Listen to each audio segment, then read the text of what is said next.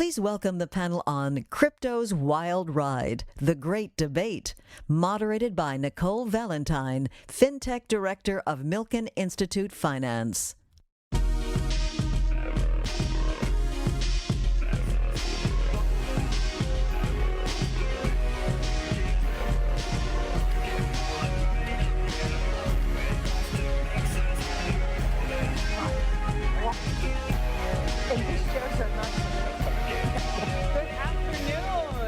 Can you feel the crypto energy? We said crypto's wild ride, and everyone showed up to get on this roller coaster to see what's going on. So we wanted to structure this conversation as a debate because what's happening is there's a lot of echo chambers in the industry where we all get together and we speak the same language, we speak the same code, we talk in very technical terms, and people walk out of these rooms who are not necessarily fully digesting in the content of what's happening in the moment that's happening, and they walk out and they're saying, I don't understand what just was said. I don't understand 50% of what was said on stage. So I want to create a moment where we're gonna have some myth busting. We're going to deal with some misconceptions about the asset class and the opportunity. I want you all to also identify some issues with the industry that you see that you want to tackle. So I want to start with the story of crypto, the story of digital assets, the story of digital finance. There's many stories that this industry tells us about. One of the stories is about Satoshi, the anonymous person or persons who created the Genesis block, and he's disappeared, or she's disappeared, or they've disappeared. Drama, right? The next story they tell us is about decentralized finance, disintermediating the middleman. No more middlemen in the transactional process. No more banks, no more financial institutions. How is that going to work? So that's a story that's told. There's also a story about democratizing finance. Everyone gets to be a part of this. Everyone gets to enjoy the wealth. Everyone gets to have a wallet, and you load it up with all these great coins, and we're all wealthy. Is that going to happen? How is that going to happen? Tell us how that's going to happen. All of us are tuned in for this. So we have the experts and policymakers of our generation sitting here, and they are going to give us the story of crypto and digital assets that they want you to know right now in this moment. So I want to start with Zoe Cruz. Because Zoe, I want to start with you because you come from traditional finance. And there's a lot of conversation about, there's not enough financial acumen in the industry. And you come from that space. So not everybody's coming out of their garages and tinkering. There is a mix of tech and financial acumen at the table. I would love for you, from your vantage point, from your many decades leading Morgan Stanley, tell us now, as an investor in this space, what story you think crypto should be telling the world. Right. First of all, these chairs are not made for short people. So, disadvantage already. Look, the question I get asked more often is, why are you in this space? Dripping with disgust about the space. Some of it very well earned, by the way. So I started in finance at Morgan Stanley right out of school, at the beginning of the biggest revolution of my lifetime, which was finance was globalizing. Glass-Steagall had fallen, and so we were basically bringing global product locally, as we used to say, all over the world. This is as big a revolution as that, if not bigger. It's marred by two things. A lot of shysters still in this industry, get-rich-quick schemes, pump and dump, and we all know those things that I'm embarrassed about, by the way. And also traditional finance, and I was one of those skeptics when I got a call from a headhunter to go be on the board of Ripple. I said, look, blockchain technology, I kind of understand this is big, but this token crypto stuff, no. And I'm glad I kept an open mind, and that's the other thing in life you should keep an open mind. I did serve on the board of Ripple, and then I went off to create my own company. It changed my life. So what this is not just buy Bitcoin and you'll be rich. It's an interesting story. A lot of people did become rich. The reason I am on this space is you're talking about moving value in a digitized world around the world that's deglobalizing, faster, cheaper, and giving access to people that don't have access. That's a very big deal. And the final thing I would say is it's always binary choices, either centralized or decentralized finance. This industry was born because we were going to fight the man. Well, the man isn't going anywhere. So I think this industry needs to understand. I talk to regulators around the world, whether they're in Singapore, whether they're in Europe, the US. What they say is Bitcoin to Bitcoin, knock your socks off. The fiat on and off ramps, we're going to regulate you the way we regulate local financial institutions. So for me, as long as we take that into heart, and there are two principles that I don't think any regulator, and I hope they don't ever give up on, AML, KYC, and investor protection. And as long as you have those two things, this industry will continue to grow. Thank you, Zoe. Dante Disparte, I want to turn to you at Circle. I need to see you. Hello, hello. So, stable coins, how stable are they? And how are they going to power up the next generation of money and finance in the world? Tell us the story of Circle and of stablecoins. All right. Well, first of all, it is a great honor to be on the stage. And when you have a crypto conversation at Milken dressed like a banker, but I promise you I'm wearing my hoodie on the inside. So I've been uploading the US dollar onto the internet for quite some time now. And part of the point of the innovation, fundamentally, is to go places where the dollar could not go if it was continuously enshrined in brick and mortar. And in some ways, the first myth of stablecoins was that they were poker chips in a crypto casino. And what good would they be for real-world payments and dollar access and dollar competitiveness if all they were serving as was a medium for people to buy a meme coin, or to face exactly what Zoe described as the pump and dump schemes that have marred the original decade of this industry. But then I would say, now you look back and you see what stablecoins have done just in the last few years, and our experience with USDC is teachable. We have gone from 0 to availability in 190 countries and counting, where for little more than the basic access to an internet-connected device, you now have access to the bottom rung of financial mobility. And if doing that is wrong, I don't want to be right. And so I do think there is something to be said for abstracting away the technology and starting to describe the outcomes. Because the last I checked, it's pretty miserable to move money inside the United States, as an example, just to make it really tangible for the audience. If you want to move money instantly in the United States, good luck. Why? Because our financial pipes are the equivalent of what it was to use fixed line telephony. The longer your call traveled over the fixed infrastructure, the more it cost. And imagine a world in which you could move money at near instant speed at no more than the cost of sending a text message.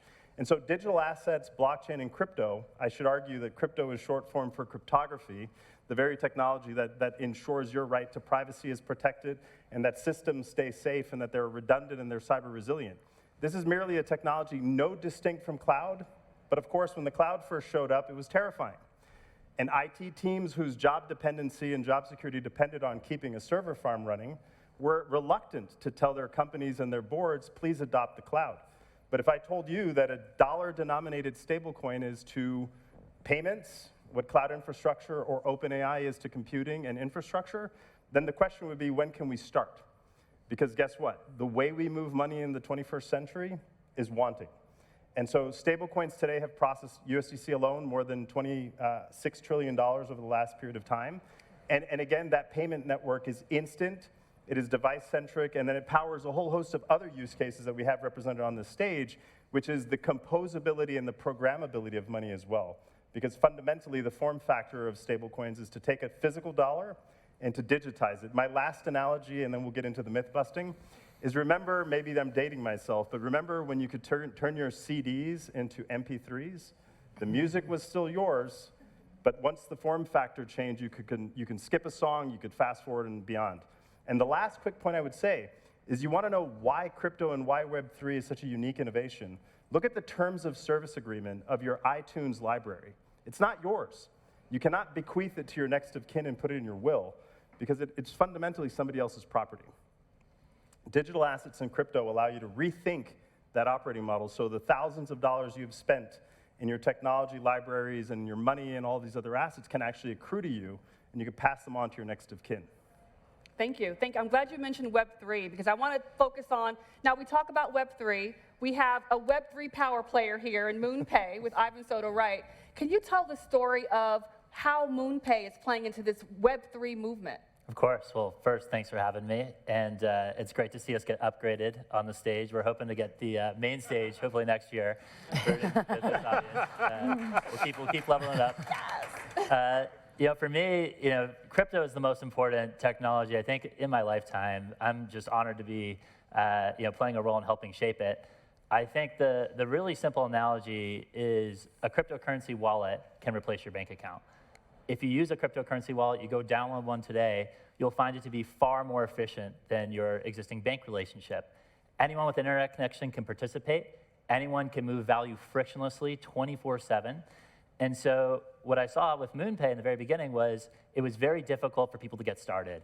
And most people here, if you look in your pocket, you'll have a Visa, you'll have a MasterCard. How do I create the backwards compatibility to the existing financial system so we can bring many, many people on board? And that's really been our mission at MoonPay is how do we think of every single localized payment method in the world? We have to build that backwards compatibility. And so we make it easy for people to use their debit cards, their PayPal, their Venmo. We're connecting every single part of the legacy financial system. And it's going to take a while. We have to go into every single country, figure out the regulatory framework, be able to spin up things like virtual accounts so people can participate.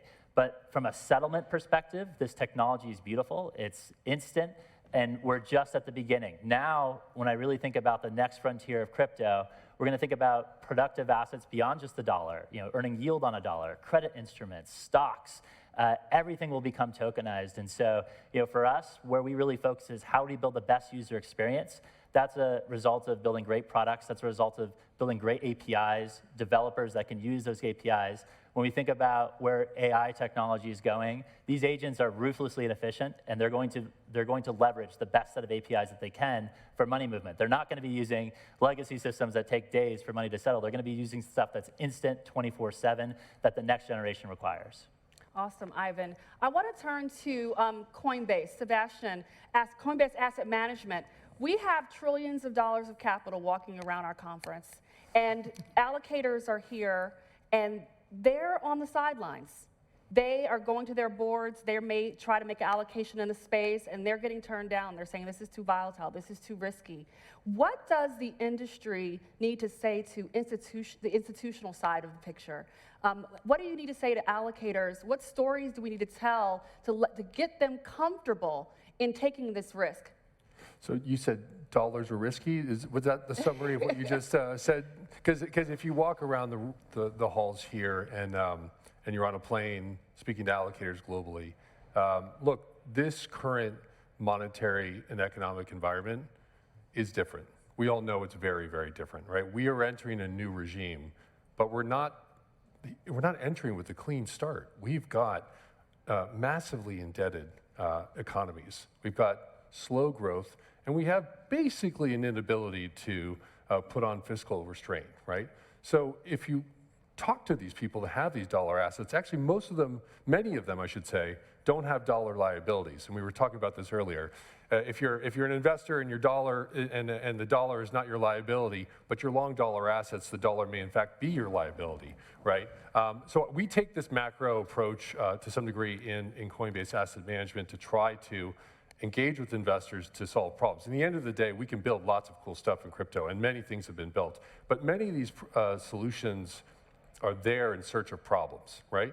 We have a big problem right now. We all know we have a big problem right now. We have an economy, a global economy that is abruptly changing into some sort of new regime.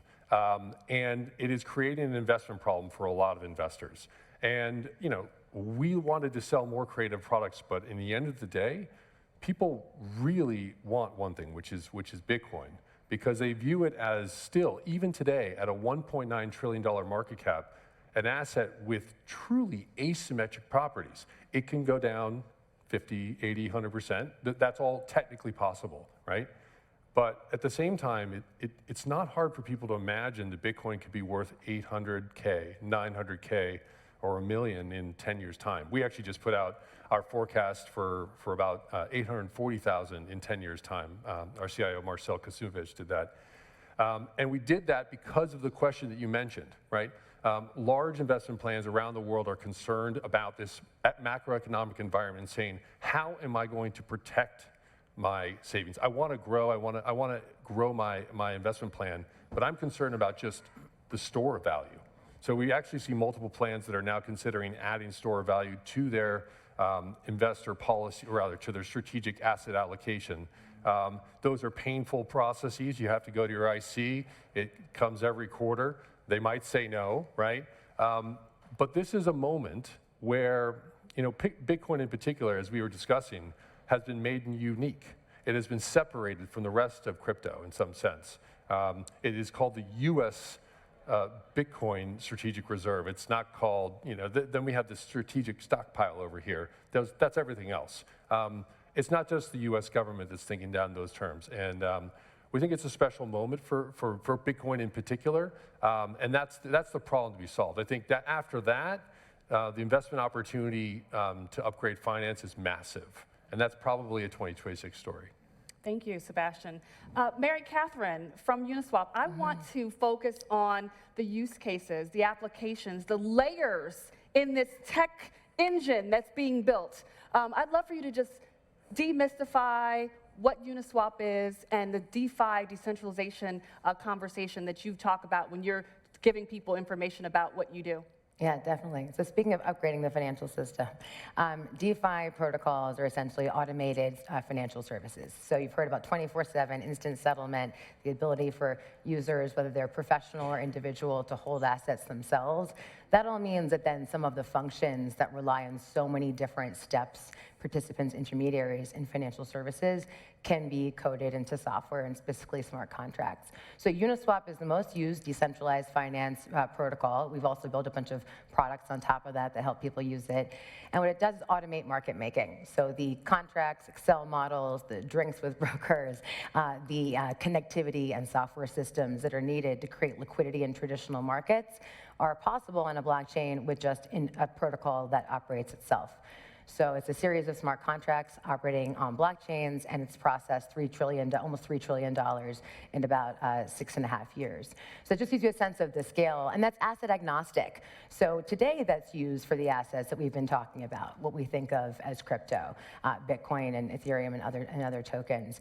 But certainly in the last 6 months, but even the last year, we've seen more and more interest from different participants in traditional markets who are so excited about the opportunity to upgrade their systems and to bring more assets on chain, as we say, and to start to use this kind of automated liquidity, this instant access to markets for different kinds of assets. So it's basically just an API for liquidity. And that, I also started in traditional finance at Goldman Sachs and BlackRock, and when I heard of Uniswap as an invention, it was obvious to me that this was novel in the history of financial markets and not previously possible. So hopefully that gives you a sense of what it means. I think decentralized can be very misunderstood.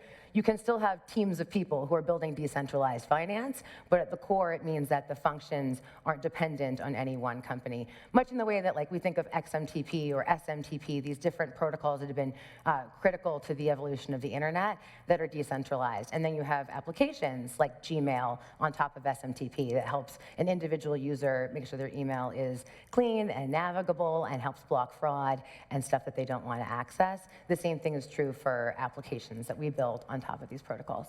Awesome, thank you, MC. Acting Chair of the CFTC, Caroline Pham.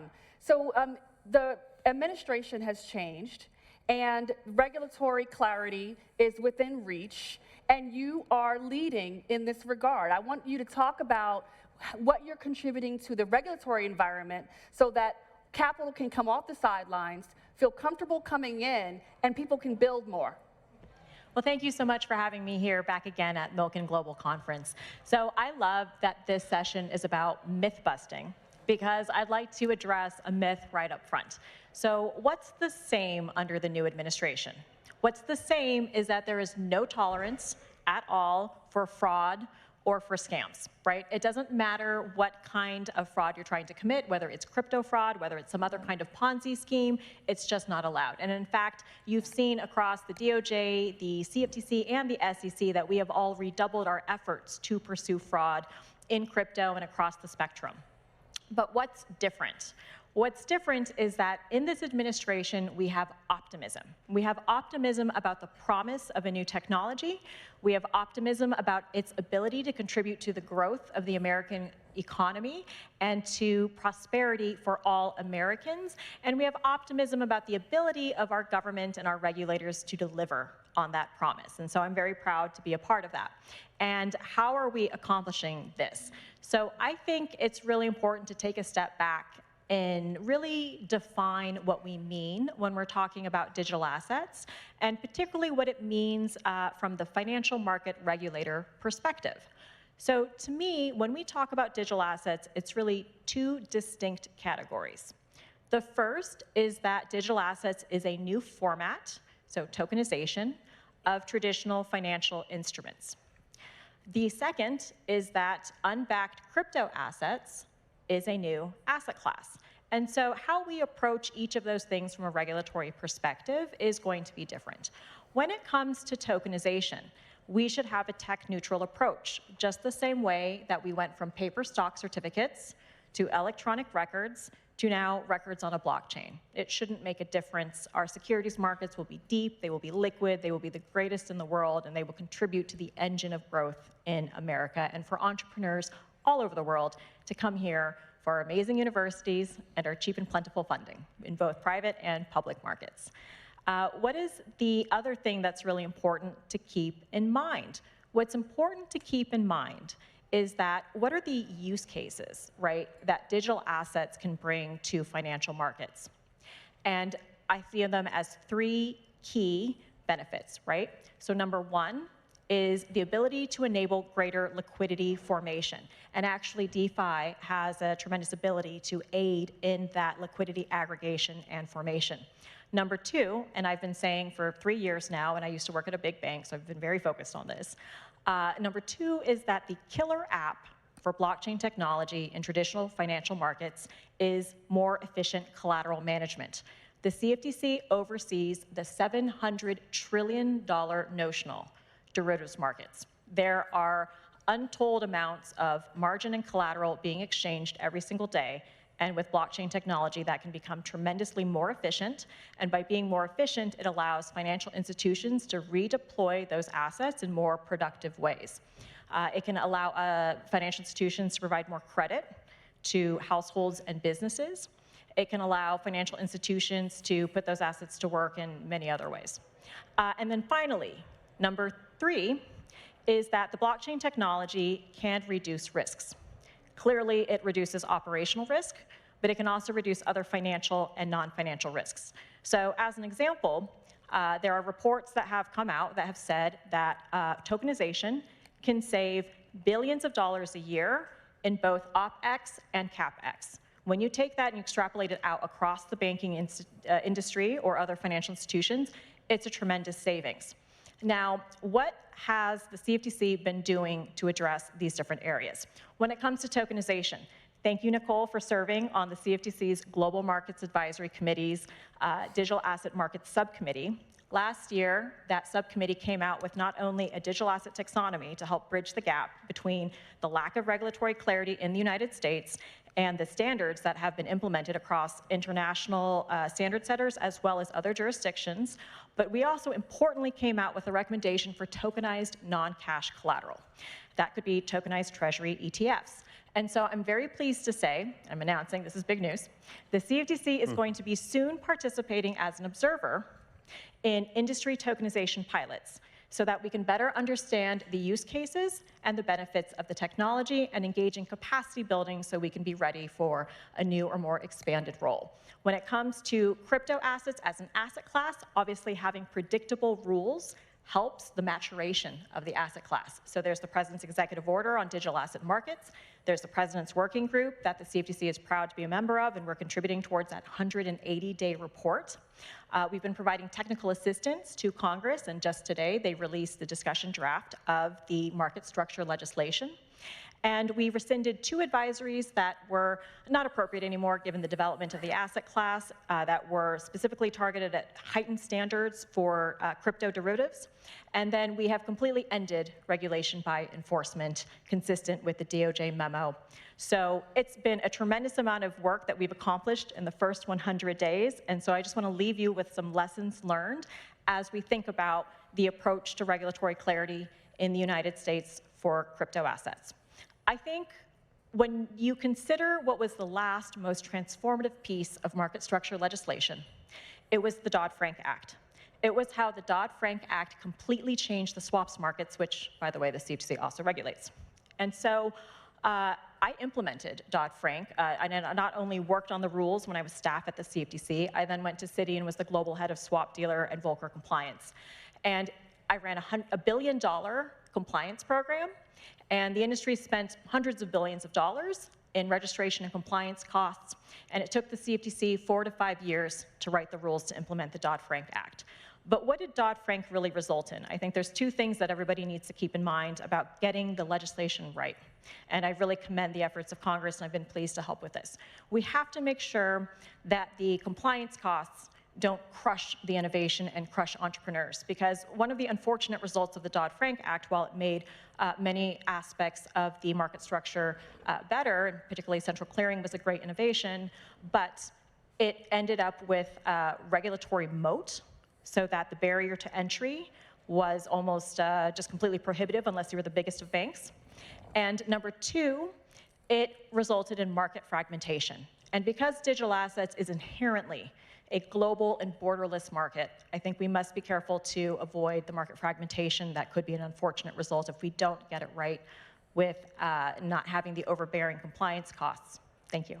Thank you. I mean, a regulatory environment is very important to the growth and development of this space. I'd love to get into some more myth busting. I want to talk about the retail customer. A 2025 Harris poll surveying 10,000 American crypto holders were surveyed.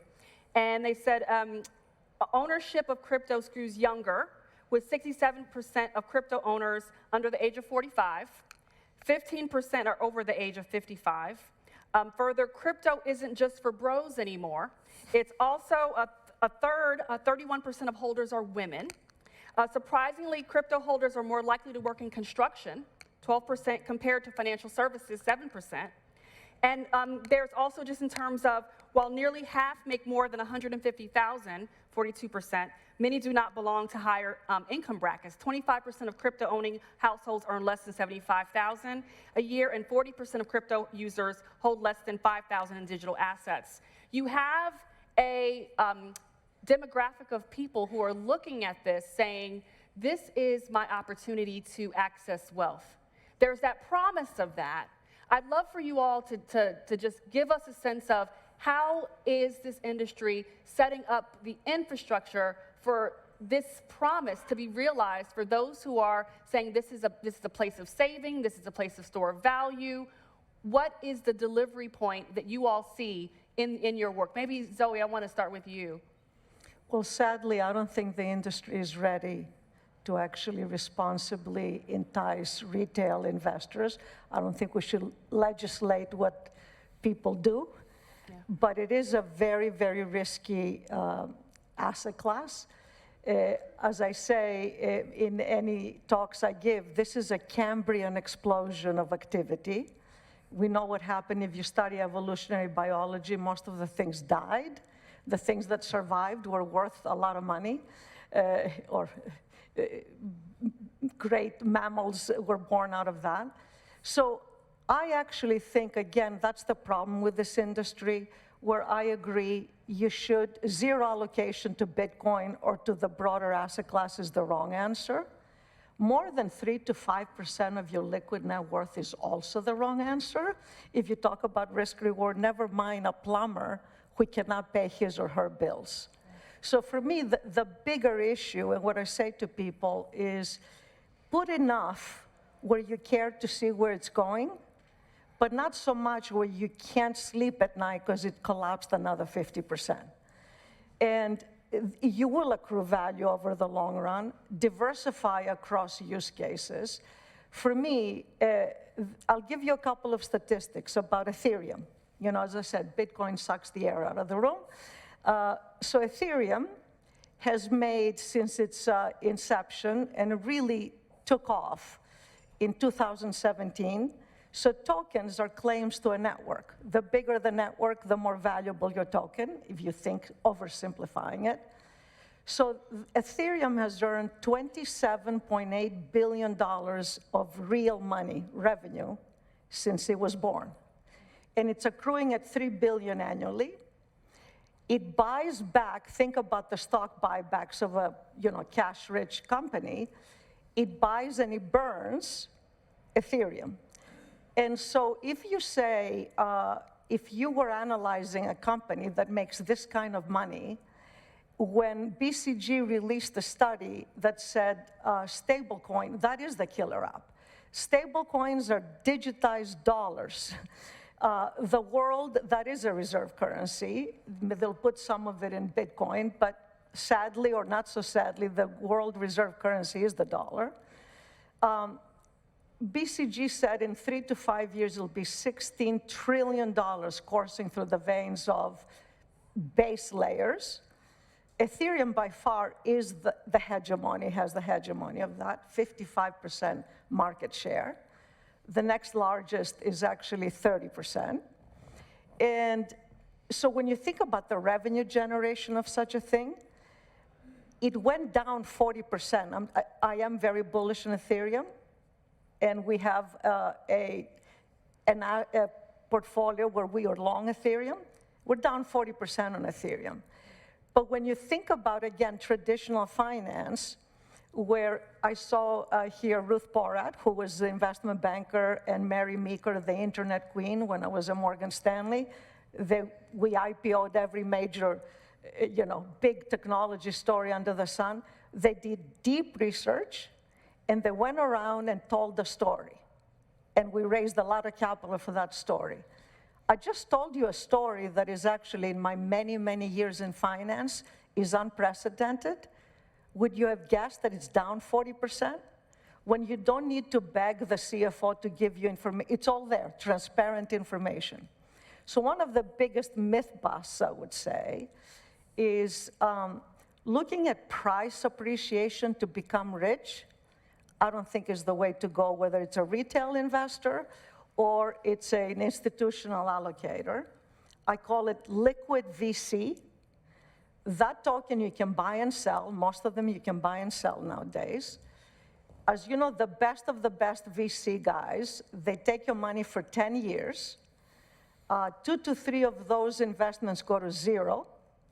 2 to 3 barely beat the cost of capital, and then you have 2 to 3 moonshots.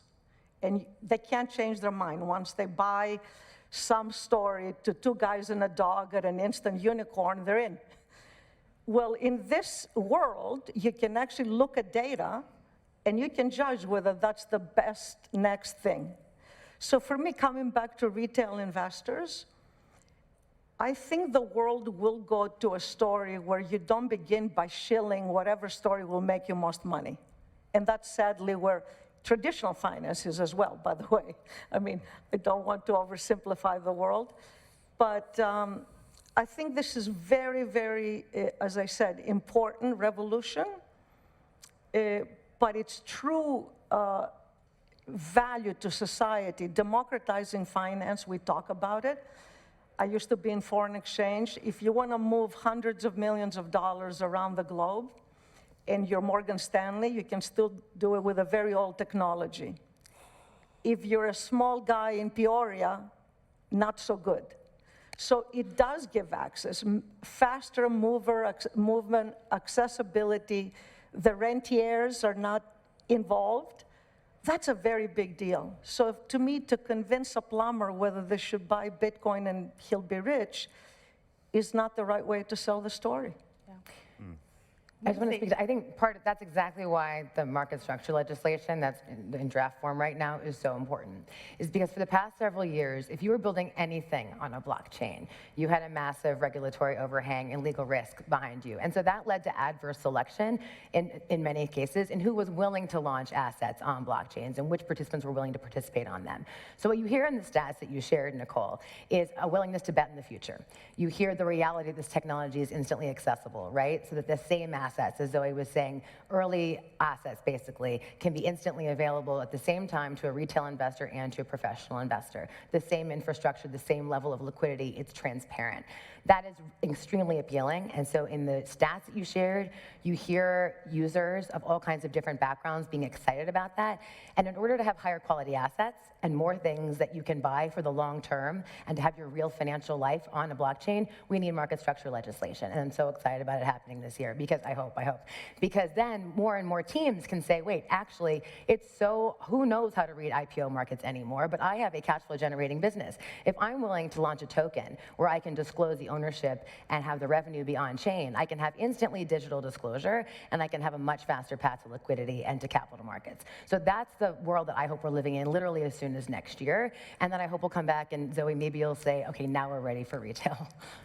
And I gave stats for the U.S. I mean, around the global population, there's 6.8% in crypto. Dante, can you talk about the rest of the world? I gave some stats, how the world is engaging with stablecoins. Yeah, it's a very good question. So, and it's great because it gives me a chance to wax philosophical.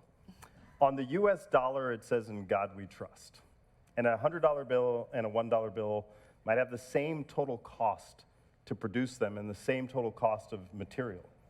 But yet it's the buyer's willingness to send and receive that makes all the difference. And so you denominate a payment in whatever currency people are willing to accept. It's also true that around the world, many countries have currencies that might not be worth the physical paper they are printed on. And so the biggest use case for stablecoins and dollar-denominated stablecoins outside of digital asset trading is actually to give people a store of value as a hedge against domestic or local currency hypervolatility. Those people don't show up to speak in Congress. Those people may not be here at the Milken Global Conference, but they're not voiceless because the fact is, in many cases, they're taking advantage of what is true of crypto, which is that, number one, it has to be definancialized as a technology conversation. Banks are not monolithic, but if a single bank fails, it erodes confidence in all banking. Digital assets and crypto are not monolithic either. And every single time in the media there's a headline that says, crypto equals ransomware, or a blockchain has failed and locked people out permanently, typically those are single products, single entities, on single exchanges, and so it's time to start naming the bad actors that may be failing, that are indicting crypto, so to speak, as an industry, because it needs to become just a general purpose technology at its core. But it's also, in the use case that I care most about, and I think Circle cares most about, payments, store of value, and enabling the dollar to go places where it cannot go on its own, there's some really profound data in our most recent USDC economy report about a use case that is very simple, no more than a dollar store of value on a device-centric level for millions of people all over the world. I think that alone, it may not be a great investment to Zoe's commentary. No, don't misunderstand me. It will be a great investment someday. but access to the dollar for so many people is a great pathway to savings.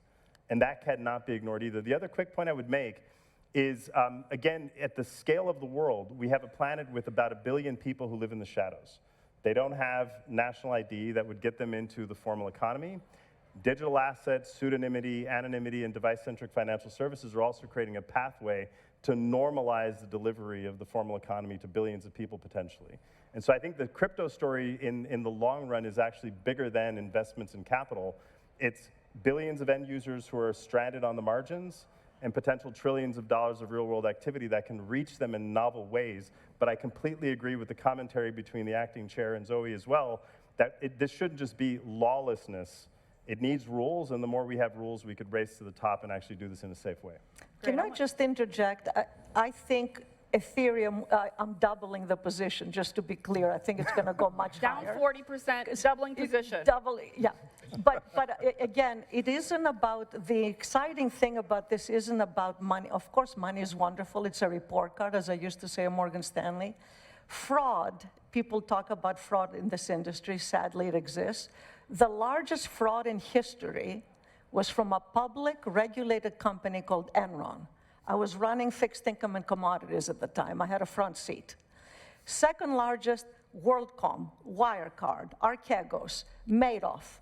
None of them had anything to do with. So this, it drives me mad that fraud should be eradicated, but it isn't the purview of crypto. Ivan, I want to turn to you because whenever you're on our FinTech Advisory Council, thank you.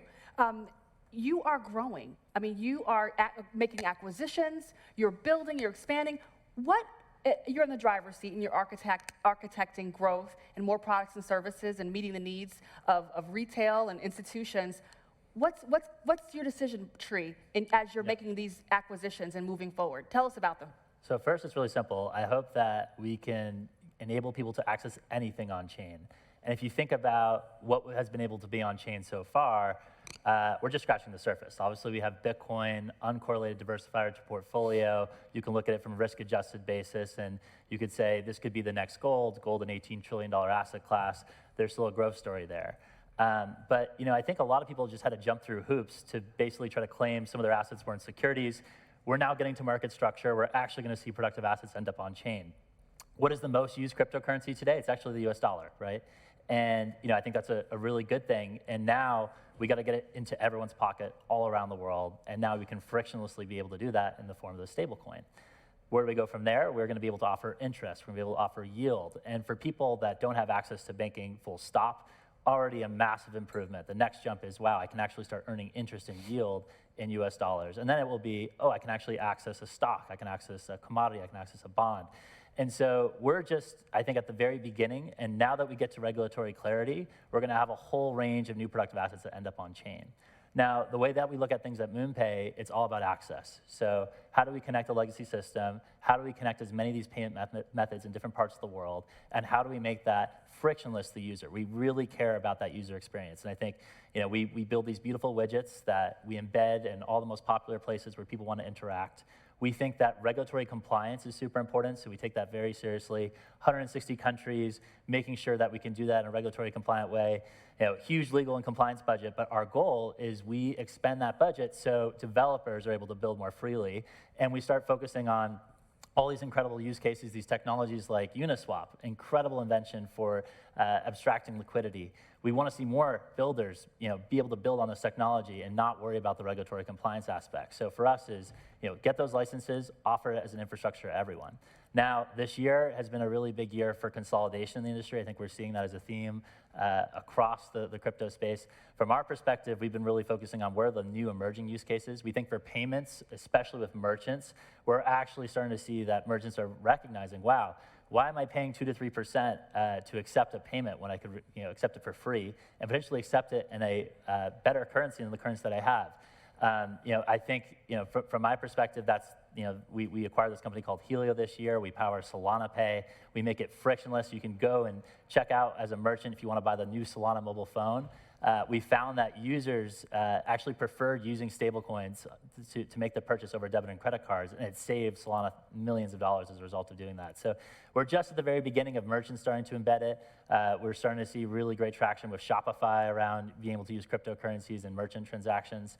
And then kind of the second area that we've been really looking at is obviously stablecoin orchestration. So we think every business around the world is going to be thinking, how do we accept stablecoins? How do we convert them into our local currency? How do we make sure that they plug into the existing financial system, or spinning up virtual accounts in these different parts of the world is really important to us. But it's all about access. It's all about how do we make this technology usable for everyone in the world, no matter where they are. Thank you. I've been watching the live stream and checking out all the other conversations that are happening across the platform. And there was a conversation today where there was two economists talking about the outlook. And one of the economists said, crypto is just an experiment. And I want to get your take, starting with you, Sebastian, kind of debunk that. Like, is crypto just an experiment? So this was that Satoshi that said was that? So the unnamed economist said that there's a lot of economists, and they all have an opinion and multiple hands to wave. Look, if it's $2 trillion, if it's 15 years old, if the U.S. government owns it and will never sell it again, right? In the case of Bitcoin, it seems like it's a real thing, at least to a lot of people, right? But everything in finance, the dollar and Bitcoin, it's all social consensus in the end. So you have to ask yourself, well, if I have a dollar, will that person accept it? And the answer is yes. Okay. Well, if I have Bitcoin, do I think it's going to help my value, in my portfolio? The answer right now for most people is I don't know. I'm kind of afraid. But some people say yes, right? Maybe 10% say for sure, right? And that's where we end up at the current levels. I'm glad that we have an experiment like this back in the United States of America, right? Where we're for privacy, we're for innovation, right? And these are inherent characteristics of crypto. I mean, I think it's a great experiment, and I think it's clearly succeeding. Where it goes from here, I think it could be explosion. I think you were saying earlier, Cambrian explosion. I think we are seeing a real separation of the herd, right? More recently in the case of Bitcoin and with stablecoins, that these are becoming very clear. They're not experiments. These are real things. They're actually solving problems in the real economy today. But that's just the start. We've got some real breakthroughs. I mean, they're not, an example would be like Figure. You may have heard of them, but they're the #1 non-bank issuer of HELOCs in the United States of America, home equity lines of credit. Everyone knows what that is, right? That's not an experiment. That's a second lien on your house, right? And they're crushing it. And they're doing it all on a blockchain called Providence, and most of us don't use, but maybe we will in the future, right? That's still a bit of an experiment, but it's an experiment that's winning. And I'm just, personally being part of Coinbase and dealing with investors, I'm just really excited that now this experiment is being supported here in America, where we believe in entrepreneurialism, we believe in what's possible, and it's actually now happening here. Awesome. Chair Pham, I want to get your take on regulatory, approach to experiments and beyond. So I'm happy to bust another myth. And one of the myths that I'd like to bust is everybody who says that tokenization isn't real. Everyone's talking about it, it's not real. Well, to date, there has been over 1.5 trillion in institutional repo and payments being done by big banks for the last several years, 1.5 trillion. So it is very real. There have been billions of dollars of digital bond issuances in both Europe and Asia. So tokenization is real, it's here. When you think about the overall total addressable market for tokenization of financial instruments and other real world assets, a couple years ago, Citi and McKinsey each separately came out with conservative estimates of 2 to 5 trillion in total addressable market for tokenization of financial instruments and real world assets by 2030. That number could well be larger by now. So it's a very real thing. One of the things I'd like to do is pull together some of these different threads that we've been talking about, right? So I've been telling you about tokenization, I've been telling you about collateral management. For collateral management to work, you need a collateral instrument, a collateral token. When you move past thinking about tokenized treasury ETFs, what is another token that is backed by US Treasuries? Stablecoins. USDC is backed by US Treasuries. So many people are thinking another step ahead about using stablecoins as tokenized collateral in our financial markets. I think this is a really, revolutionary, again, use case for both, again, tokenization and stablecoins. All right, let's marry that together with crypto assets. For tokenization to work, it needs to be on a network. The most popular network is Ethereum. How does Ethereum work?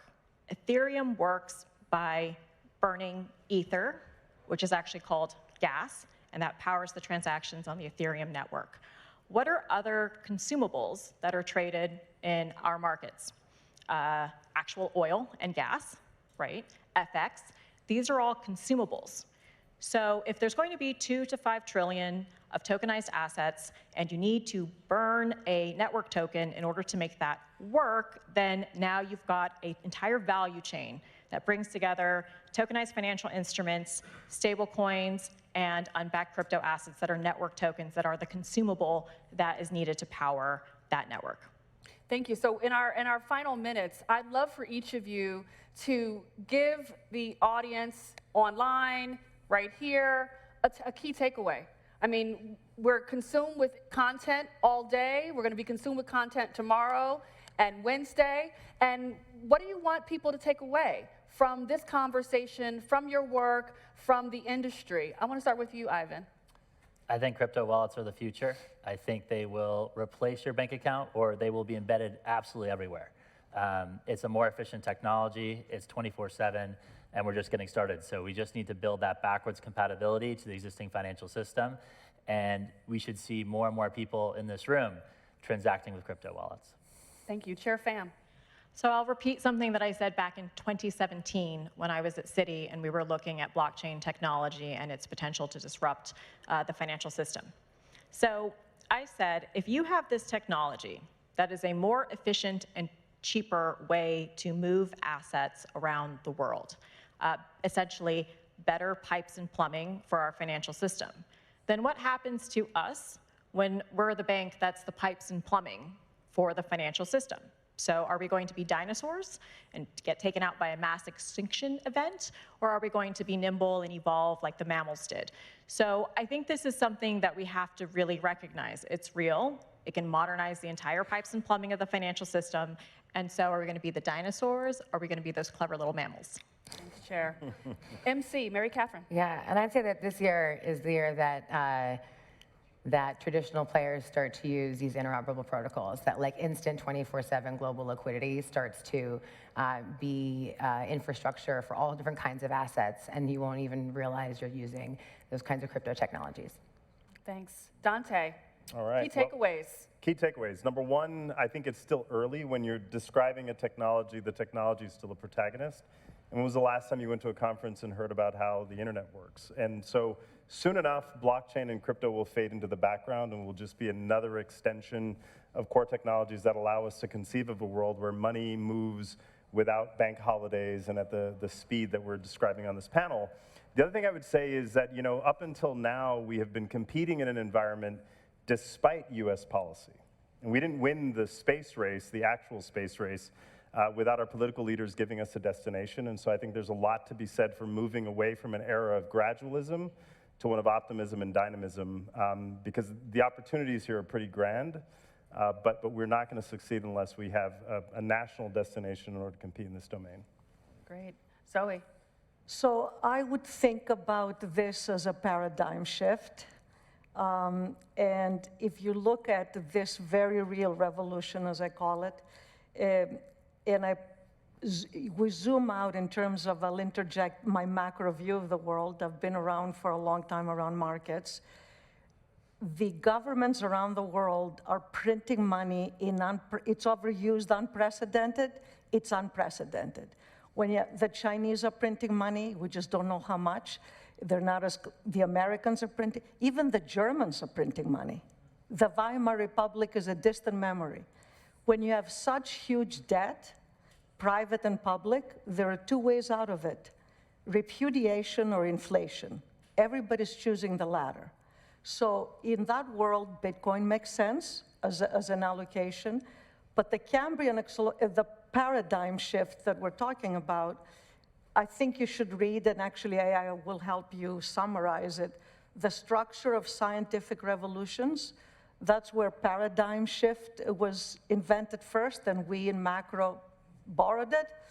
And it was basically, a lot of scientists do a lot of work on something, on a paradigm. And then Copernicus comes up and says, no, the sun doesn't move around the earth, it's the other way around. The work that was done before is over and you begin a new thing. I think this is a massive paradigm shift.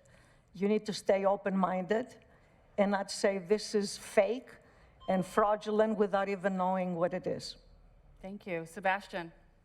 a long time ago, I was covering a hedge fund, and I asked the hedge fund manager, I said, man, why didn't you do business with us? He said, you've never shown me something I've never seen before. That guy was John Burbank, who some of you may know is a phenomenal investor at Passport Capital, and it always stuck with me. He caught the housing crisis in 2007 and made 200%, right? They got the heavy industrialization of the big build in China that happened that surprised almost everybody. So that always stuck with me. And I think about, the way to think about this is that you've never seen this before. We haven't really seen this before. But we've seen some things that are kind of similar. And I think, so I'll just say one thing. Remember in the mid to early 90s, the US government saw this new technology and said, you know what, let's not screw this up. Let's support this and see what happens. That was the internet, and we had an amazing bubble that turned out to not be a bubble, right?